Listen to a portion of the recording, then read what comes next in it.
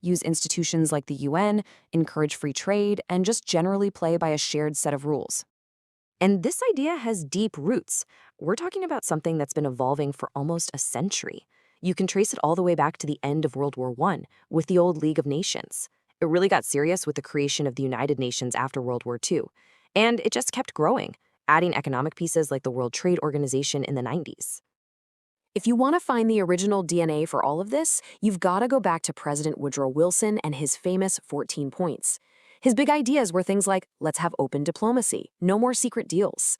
Let's have free and equal trade. And the big one, let's create a general association of nations, a group that could protect every country, whether they're big and powerful or small and vulnerable. Those basic principles became the bedrock of everything that came after. And for a long time, for decades, really, that system more or less worked. It wasn't perfect, but it kept a relative peace and kicked off this incredible wave of globalization. But that was then. Today, that old order is starting to fracture. You can literally see the cracks starting to appear all over the place.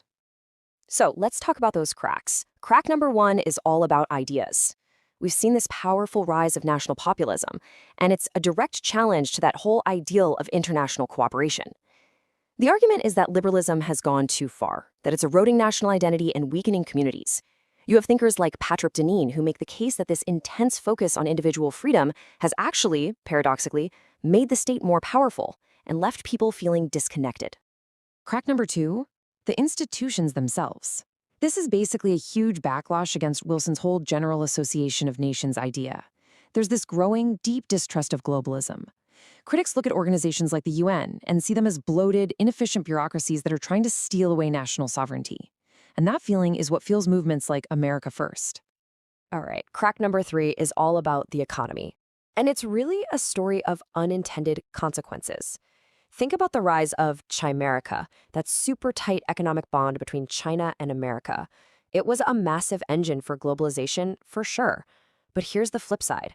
As all these Western companies moved their factories to China, it hollowed out entire industries back home. And for a lot of people, it felt like that promise of equal trade had been broken. And that brings us to the fourth and final crack, technology.